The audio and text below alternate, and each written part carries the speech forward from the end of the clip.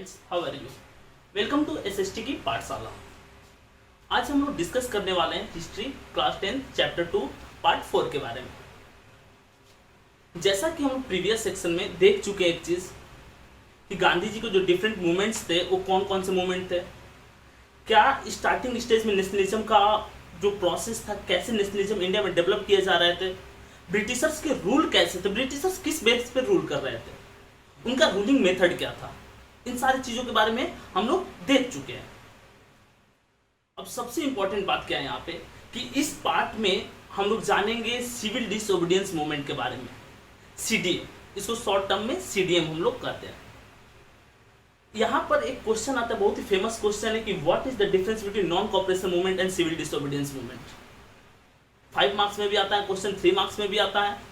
तो पहले आपको क्या करना है कि इसका ड्यूरेशन लिख देना है कि नॉन कॉपरेशन मूवमेंट कब हुआ था। सेकंड आपको लिखना है कि सिविल डिसओबीडियंस मूवमेंट कब हुआ था।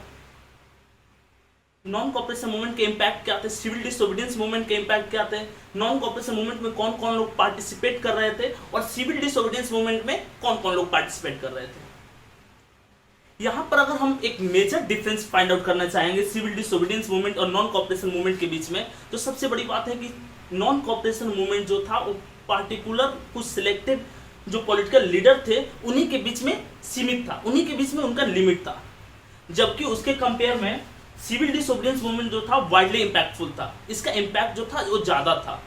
ठीक है, नॉन कॉपरेशन मूवमेंट का ड्यूरेशन कब से कब था, कौन ज्यादा वाइडली इंपैक्टफुल था, तो सिविल डिसओबीडियंस मूवमेंट ज्यादा इंपैक्टफुल था क्योंकि इसमें कॉमन पीपल का पार्टिसिपेशन था। सो चलिए आइए स्टार्ट करते हैं आज का टॉपिक। बोल रहे हैं कि इन 1929 26 जनवरी काफी इंपॉर्टेंट डेट है। 26 जनवरी 1929 को हमारे फर्स्ट जो प्राइम मिनिस्टर थे पंडित जवाहरलाल नेहरू लाहौर के रावी रिवर के बैंक पे, ठीक है, रावी रिवर के बैंक पे लाहौर में कांग्रेस का एक सेशन होता है, जिस सेशन में जो हेड हम कहेंगे वो पंडित जवाहरलाल नेहरू थे और पंडित जवाहरलाल नेहरू डिसाइड करते हैं पूर्ण स्वराज। पूर्ण स्वराज मतलब हमको पूरी तरह से आजादी चाहिए। अब कोई मतलब कंपनसेशन नहीं, अब कोई पार्टिसिपेशन ब्रिटिशर्स का नहीं कि हाँ ब्रिटिशर्स ही मेरे पर रूल करेंगे और थोड़ा सा लिबरल होंगे, ऐसी कोई बात नहीं थी। अब बात थी कि हमको पूरी तरह से आजादी चाहिए, ठीक है। और एक इनकी डिमांड थी, एक डिमांड थी आपके जो कांग्रेस के उस टाइम के प्रोमिनेंट लीडर थे उनकी। पूर्ण स्वराज कब डिक्लेयर किया गया, 26 जनवरी 1929 को पूर्ण स्वराज डिक्लेयर किया गया। एक पॉइंट,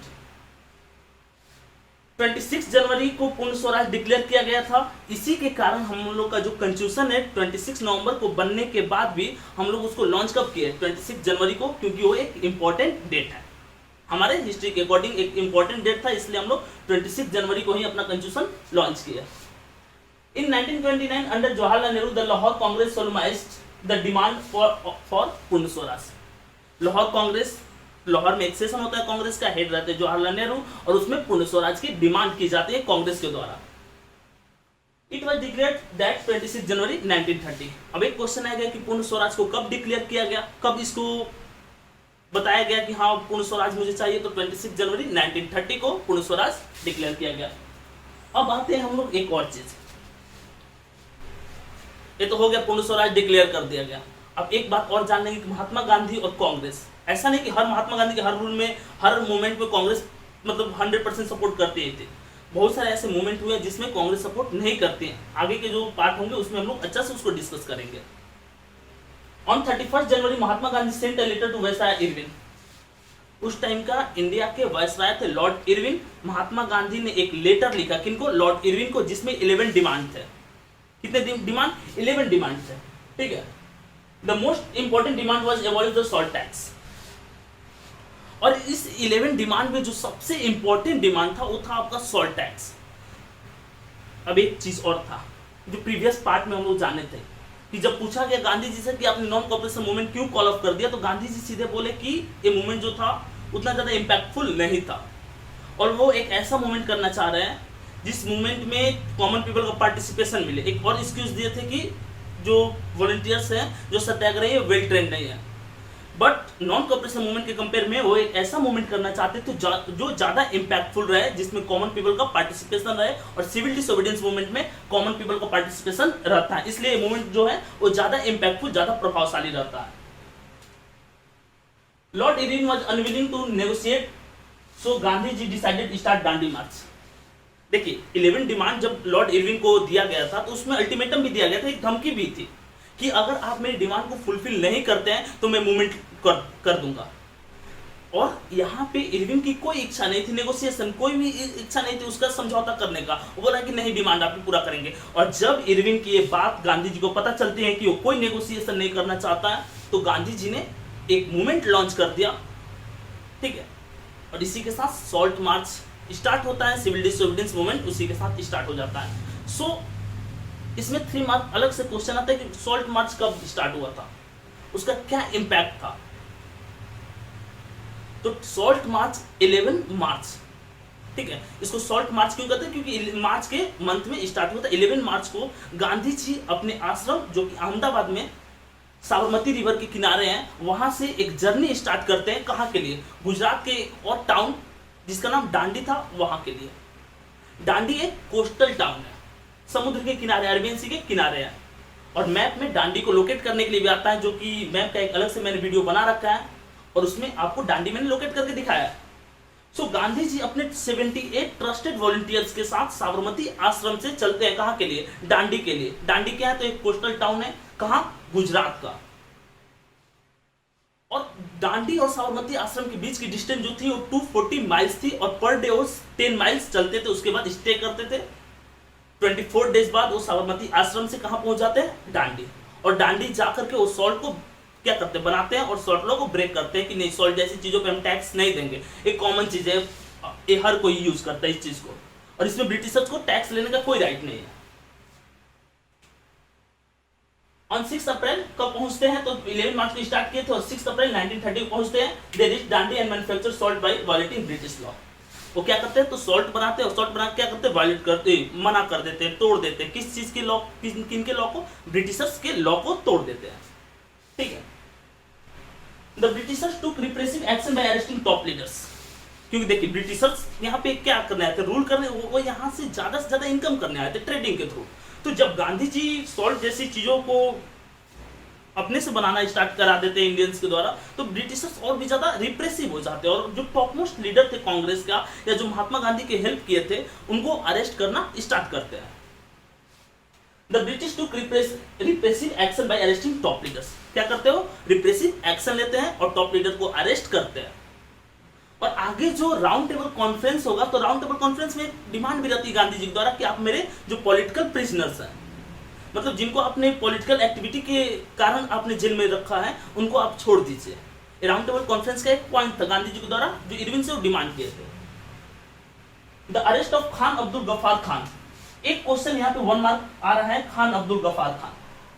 क्वेश्चन क्या है कि who was known as frontier Gandhi.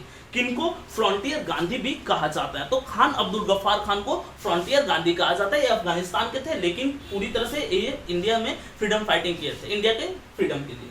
और एक गांधी जी के ट्रस्टेड पीपल, ट्रस्टेड शिष्यों में से एक थे, विश्वास पात्र। तो टॉप मोस्ट जो लीडर थे गांधी जी और खान अब्दुल गफ्फार खान, इन लोगों को अरेस्ट कर दिया जाता है। Peaceful satyagraha were attacked, women and children were beaten, about 1 lakh people were arrested. देखिए जब आपके टॉप मोस्ट लीडर जो हैं अरेस्ट हो जाएंगे, तो जो सत्याग्रही थे, जो कि नॉन वायलेंस के बेस पे रिवॉल्यूशनरी मूवमेंट कर रहे थे, अब वो यहाँ पे वायलेंट हो जाएंगे। और इसका एक बड़ा इम्पैक्ट देखने को मिलता है कोल्हापुर और पुणे में। जो गवर्नमेंट बिल्डिंग्स थी या गवर्नमेंट से रिलेटेड जो भी चीजें थी, सबको तोड़ा जाता है।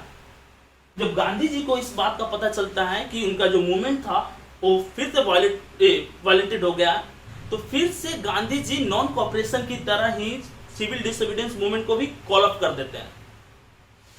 क्वेश्चन आएगा 3 मार्क क्वेश्चन कि जो सेकेंड टाइम फिर से सिविल डिसोबीडियंस मूवमेंट को लॉन्च करेंगे, इसी वीडियो में हम लोग जानेंगे उस चीज को, तो उस टाइम उनको उतना पार्टिसिपेशन क्यों नहीं मिल पाता।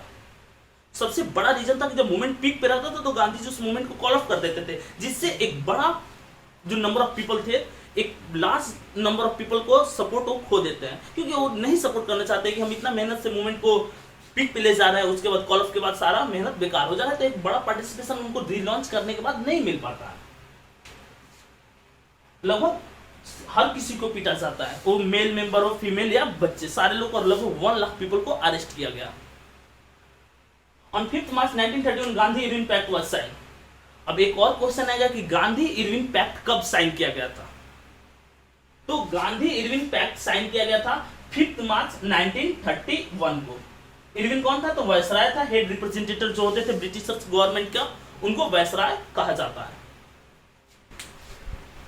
In December, Gandhi went to London to attend second round table conference. First round table conference हुआ, पॉलिटिकल प्रिजनर को छोड़ देता है। सेकंड राउंड टेबल कॉन्फ्रेंस के लिए गांधी जी कहां जाते हैं? लंदन जाते हैं। तो सेकंड राउंड टेबल कॉन्फ्रेंस में गांधी जी के डिमांड को इग्नोर कर देता है ब्रिटिशर सब। इरविन वहां पे इनकी बातों को नहीं मानता है। फिर से गांधी जी गुस्सा में वापस लौटते हैं और रीलॉन्च करते हैं, दोबारा उस मूवमेंट को स्टार्ट करते हैं जिसको उन्होंने कॉल ऑफ कर दिया था वायलेशन के बाद सिविल डिसोबीडियंस मूवमेंट को। ठीक है, सो ब्रिटिशर्स यहाँ पे क्या करते हैं कि डिवाइड एंड रूल वाला पॉलिसी अप्लाई करते हैं। वो अंबेडकर को बोलते हैं कि आप आकर राउंड टेबल कॉन्फ्रेंस में पार्टिसिपेट कीजिए, हम आपको सेपरेट इलेक्ट्रोड दे देंगे, यानी कि जहाँ पे एससी की संख्या ज़्यादा होगी वहाँ पे हम आपको सेपरेट इलेक्ट्रोड दे देंगे, यानी कि जो इलेक्शन कराते हैं ब्रिटिशर्स गवर्नमेंट प्रोविंशियल इलेक्शन, उसमें बस आप ही के कास्ट के लोगों का पार्टिसिपेशन होगा। तो इस तरह से वो सेपरेट कर देना चाह रहे थे कास्ट के बेस पे, ताकि इंडियन यूनाइट ना हो सके। और यूनाइट होने के बाद वो क्या करते, तो ब्रिटिशर्स के अगेंस्ट वो मूवमेंट करते, तो वो मूवमेंट नहीं होना देना चाह रहे थे। ठीक है,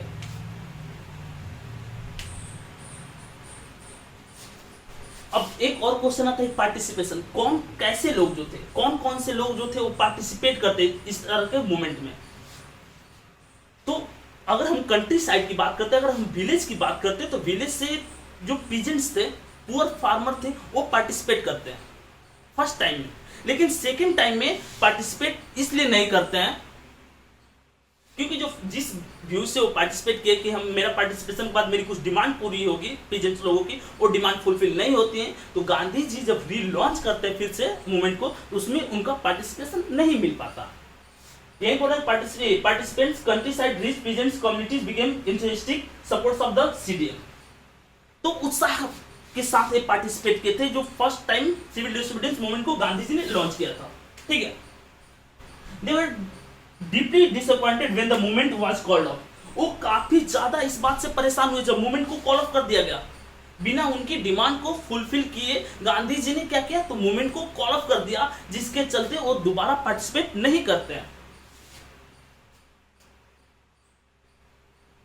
क्या था उनका डिमांड? तो रेवेन्यू रेट्स कम करने का, जो टैक्स लगता था लैंड पे उनको कम करना वो चाह रहे थे। और जब कम नहीं होता है तो फिर से वो पार्टिसिपेट नहीं करते उस मूवमेंट में।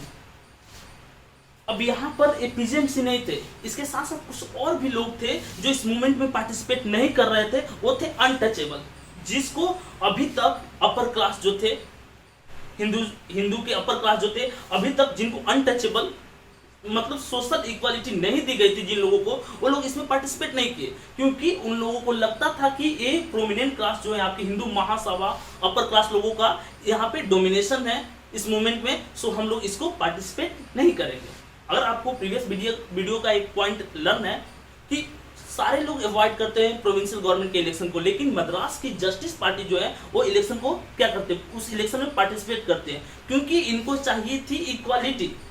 अभी तक इनके साथ हुआ था डिस्क्रिमिनेशन, तो इक्वालिटी के लिए ये उस टाइम पार्टिसिपेट करते हैं प्रोविंशियल इलेक्शन में, और यहाँ पे पार्टिसिपेट नहीं करते हैं।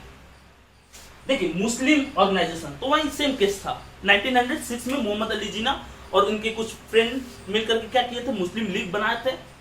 और इस मुस्लिम लीग के बनने के बाद मुस्लिम लोग अपने लिए भी, जैसे आगे चल करके नेक्स्ट वीडियो में हम लोग एक चीज और देखेंगे कि डॉक्टर बी.आर. अम्बेडकर को सेपरेट इलेक्टोरेट गांधी जी दे देते हैं, तो मुस्लिम भी सेपरेट इलेक्टोरेट चाहेंगे, क्योंकि उनको लगता था कि कांग्रेस जो है उन पे किनका इंपैक्ट है, किनका प्रभाव है, हिंदू महासभा का, हिंदू के जो अपर क्लास है उनका प्रभाव है। Gandhi ji organise Satyagraha for untouchable. सो गांधी जी क्योंकि अनटचेबल पार्टिसिपेट नहीं कर रहे थे, और गांधी जी क्या करना चाह रहे थे, सोशल इक्वालिटी डेवलप करना चाह रहे थे। तो गांधी जी एक सत्याग्रह लॉन्च करते हैं। एक सत्याग्रह किनके लिए था? सोशल इक्वालिटी किनको देना था? अनटचेबल को। वो अनटचेबल को हरिजन का, हरि मतलब भगवान विष्णु, उनके आदमी, कुछ रिस्पेक्टेड नेम देते हैं ताकि उनको अच्छा लगे सोसाइटी में किसी भी चीज, किसी भी मूवमेंट में पार्टिसिपेशन में। तो इस तरह से इस पार्ट को हम लोग कवर करते हैं, और जो रिमेनिंग पार्ट है उसको हम लोग जो रिमेनिंग आपका पोर्शन बच गया, टॉपिक बच गया, उसको हम लोग नेक्स्ट वीडियो में कवर कर लेंगे। अगर आपको इस वीडियो से रिलेटेड या इस चैप्टर से रिलेटेड कोई भी डाउट है तो आप मुझे इंस्टाग्राम पे डीएम कर सकते हैं या मेल करके आप क्वेश्चन पूछ सकते हैं। मिलते हैं नेक्स्ट वीडियो के साथ। सो ऐसे अमेजिंग और इंटरेस्टिंग एक्सप्लेनेशन के लिए एसएसटी पाठशाला को लाइक करें, सब्सक्राइब करें और शेयर करें।